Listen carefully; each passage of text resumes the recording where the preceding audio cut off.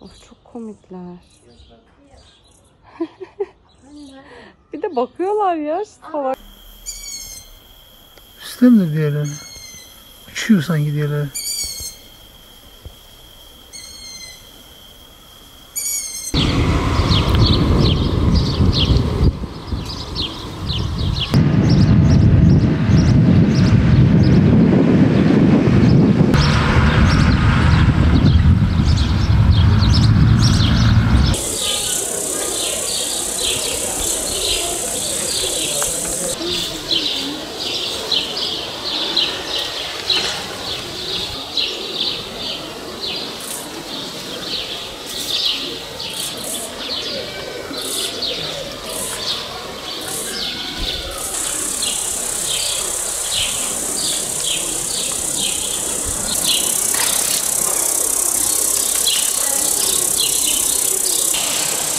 Eskiden bir kır vardı da.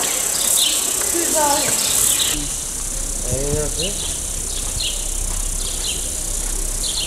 Nerede?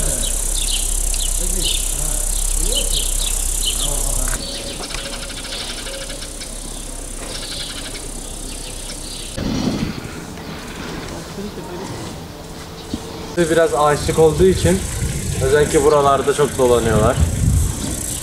Arka tarafta bir tane var, şurada bir tane var. Genelde akşam vakti, gece vakti birleşiyorlar zaten, yan yana geliyorlar. Avlandıklarından ötürü sesler çıkartıyorlar, birbirlerine herhalde mesaj gönderiyorlar. Daha ağaçların arasında. Şu an sabah vakti olduğu için gölgelerde saklanıyorlar.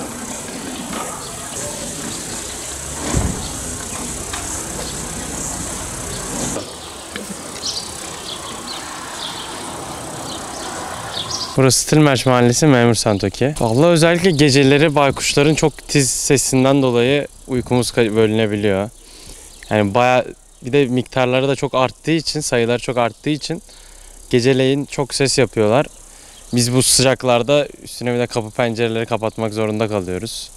Bu sefer uyku problemleri yaşatıyorlar bize yani. Vallahi benim gördüğüm 4-5 tane var ama total sayı 10-15 tane varmış diyorlar. Ben tam hepsini göremedim ama daha önce ben ilk defa bu sene karşılaştım. 15 yıldır burada oturuyorum neredeyse. İlk defa bu sene karşılaştım. Çağrımız vallahi bizde ne olacağını, ne yapılacağını bilmiyoruz ama yani bu hayvanlar daha kendilerine daha uygun yaşam şartları olan bir yerlere giderlerse hem kendileri için hem bizim için daha hayırlısı olabilir diye düşünüyorum. Şöyle, ben zaten bir ay önce geldim buraya. Öğrenciydim. İşte bir aydır gece 10-11 gibi baykuş sesleri başlıyor böyle. Hani sadece bir tane de değil.